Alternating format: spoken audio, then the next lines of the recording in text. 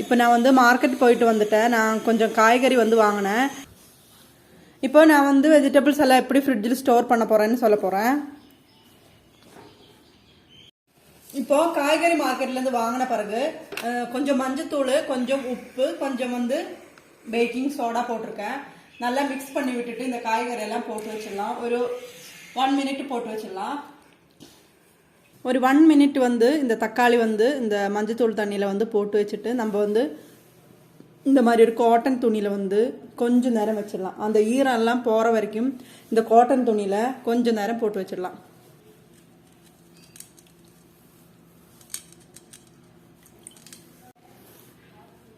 இப்போது இந்த மாதிரி மிச்சம் இருக்கிற காய்கறி எல்லாம் வந்து இந்த தண்ணியில் கொஞ்சம் நேரம் போட்டு நல்லா வாஷ் பண்ணிவிட்டு நம்ம இந்த ஈர துணியில் போட்டு வச்சு ஃபேனை போட்டு விட்டுடலாம்.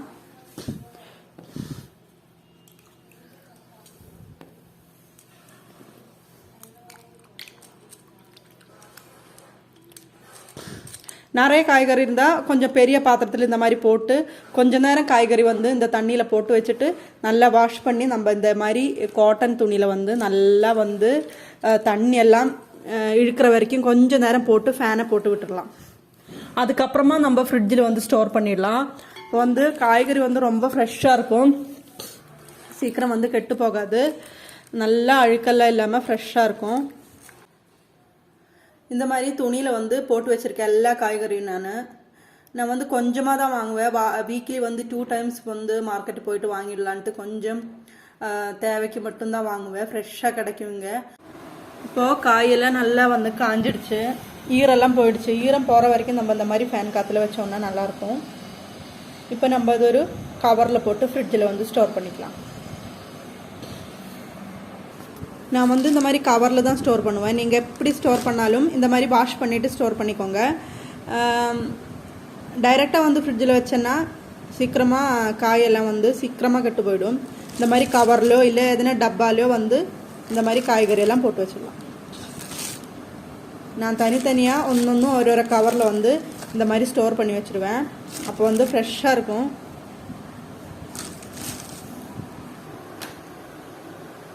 இப்போது இந்த மாதிரி கவரில் வந்து எல்லாம் தனித்தனியாக போட்டுட்டு ஃப்ரிட்ஜில் கொண்டு வச்சிடலாம்.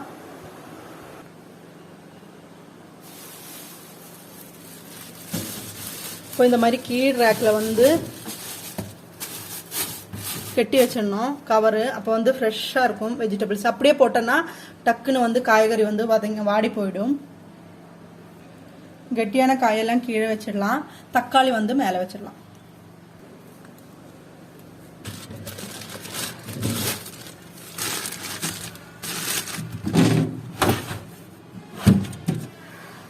இந்த மாதிரி எல்லாமே வச்சிடலாம்.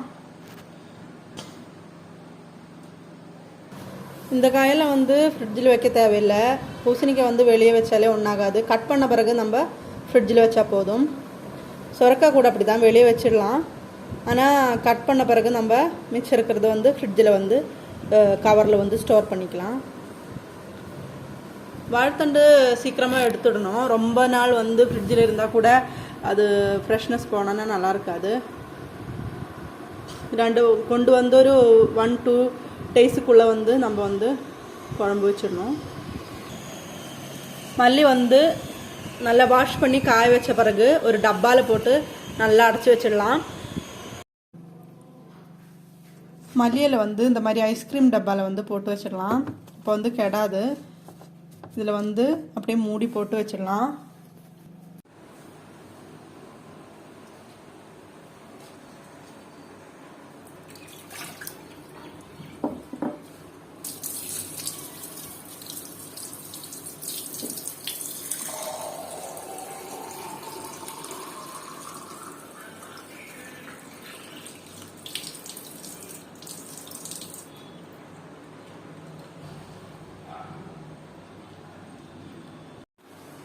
ஃப்ரெஷ்ஷாக வந்து மணி பிளான்ட்டுக்கு வந்து தண்ணி மாற்றியாச்சு. ஆனால் என்னன்னு தெரியல, ரொம்ப கலரெல்லாம் டல்லாக இருக்குது. அந்த நல்ல பிரைட்டாக இருந்தது கலர், இப்போ வந்து ரொம்ப டல்லாக இருக்குது கலரெல்லாம். அப்புறம் வந்து நான் இன்றைக்கி வந்து ஒரு பட்டர் மஷ்ரூம் பண்ணலான்னு இருக்கேன். அதுக்கு வெங்காயம் தக்காளி வந்து கட் பண்ணி வச்சுருக்கேன். அதுக்கு காம்பினேஷனாக வந்து ருமால் ரொட்டி செய்யலான்னு இருக்கேன். ருமால் ரொட்டி செய்கிறதுக்கு வந்து 1 கப்பு கோதுமை மாவும் 1 கப்பு மைதாவும் மிக்ஸ் பண்ணியிருக்கேன். அப்புறம் வந்து சால்ட்டு மில்க்கு அவ்வளோதான் தேவை. இப்போ இது வந்து ஃபஸ்ட்டு பிசைஞ்சு வச்சிடலாம். அதுக்கப்புறம் வந்து மஷ்ரூம் வந்து குழம்பு வந்து வச்சிடலாம். மஷ்ரூம் வந்து ஃப்ரிட்ஜில் இருக்குது, எடுத்துடலாம்.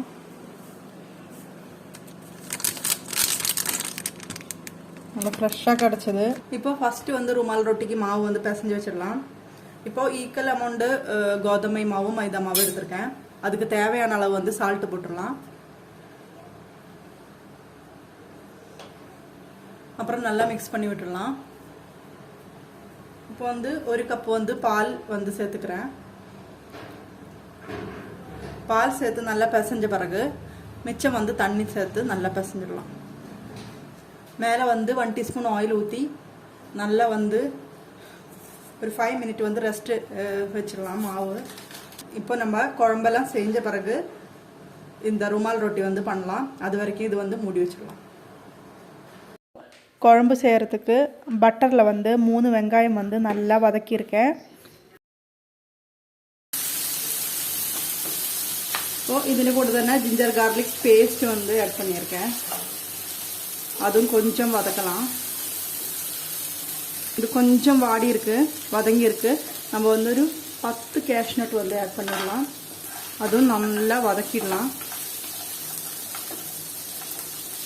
இது கூடவே 3 தக்காளி வந்து கட் பண்ணி வச்சிருக்கிறது கூட ஆட் பண்ணிடலாம். தக்காளி கொஞ்சம் உடையிற வரைக்கும் வதக்கிடலாம். இப்போ இது கூட வந்து கஸ்தூரி மேத்தி வந்து ஒரு பிஞ்சு வந்து கஸ்தூரி மேத்தி போட்டுடலாம். இதுவும் வதக்கிடலாம்.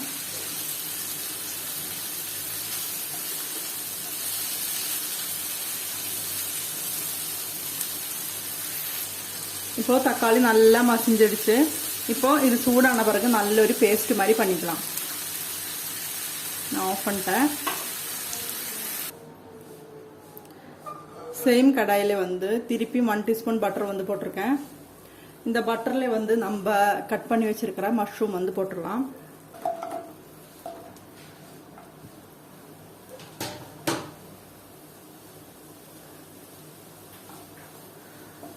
கொஞ்ச நேரம் வதக்கிடலாம்.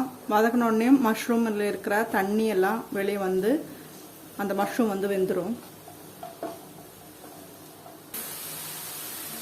இப்போ மஷ்ரூமில் இருக்கிற தண்ணி எல்லாம் வந்து வெளியே வர ஆரம்பிச்சிருக்கு. இந்த டைமில் நம்ம மிளகாத்தூள் மல்லித்தூள் எல்லாம் சேர்த்துடலாம். நான் வந்து 1.5 டீஸ்பூன் வந்து மிளகாத்தூள் போடுறேன். 1 டீஸ்பூன் தனியாத்தூள் போடுறேன். 1/2 டீஸ்பூன் ஜீரகத்தூள் போடுறேன். 1 டீஸ்பூன் கரம் மசாலா போடுறேன்.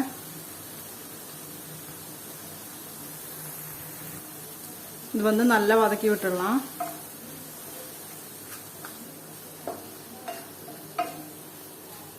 இது கூட வந்து நம்ம வதக்கி வச்ச மசாலா வந்து பேஸ்ட் பண்ணி இதுக்குள்ள ஊத்திடலாம்.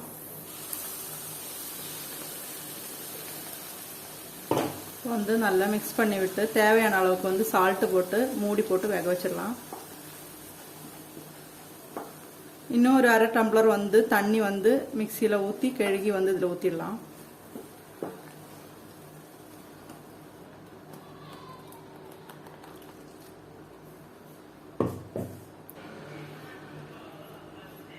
தேவையான அளவு வந்து சால்ட் போட்டுடலாம்.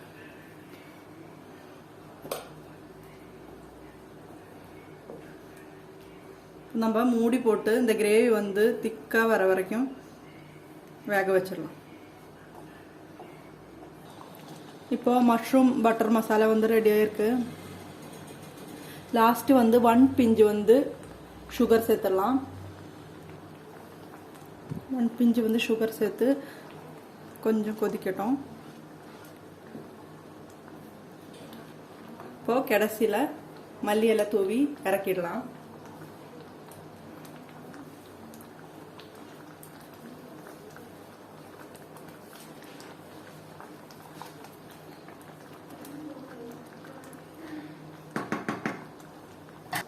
இப்போ tasty mushroom butter masala ready ஆயிട്ടുണ്ട്.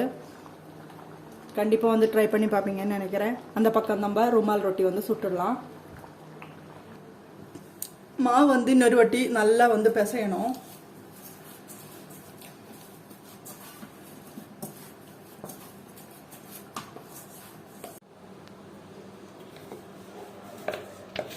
இப்போ எவ்வளோ நைஸாக பருத்த முடியுமோ அவ்வளோ நைஸாக வந்து நம்ம வந்து இது பருத்திடலாம்.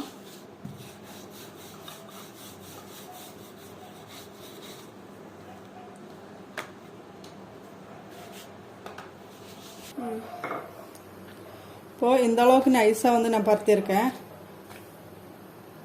இப்போ தோசைக்கல்ல வந்து சுட வேண்டிதான்.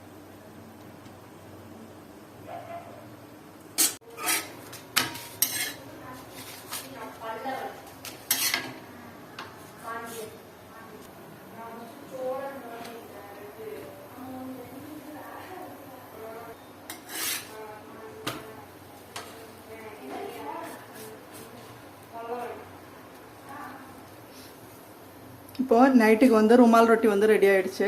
அந்த பக்கம் வந்து மஷ்ரூம் பட்டர் மஷ்ரூம் ரெடியாக இருக்குது. பாரு குழம்பு எப்படி இருக்குன்ட்டு செம்ம டேஸ்ட்டாக இருக்கும். இந்த காம்பினேஷன் வந்து கண்டிப்பாக ட்ரை பண்ணி பார்ப்பீங்கன்னு நினைக்கிறேன். இப்போது நைட்டு டின்னருக்கு வந்து ருமால் ரொட்டியும் மஷ்ரூம் பட்டர் மசாலா இதுவும் ரெடி பண்ணிட்டேன்.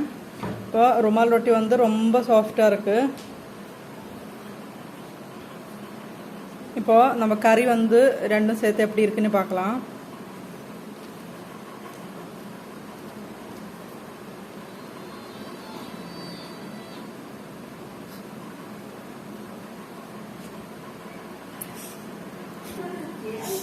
இப்போ சூப்பராக இருக்குது டேஸ்ட்டு.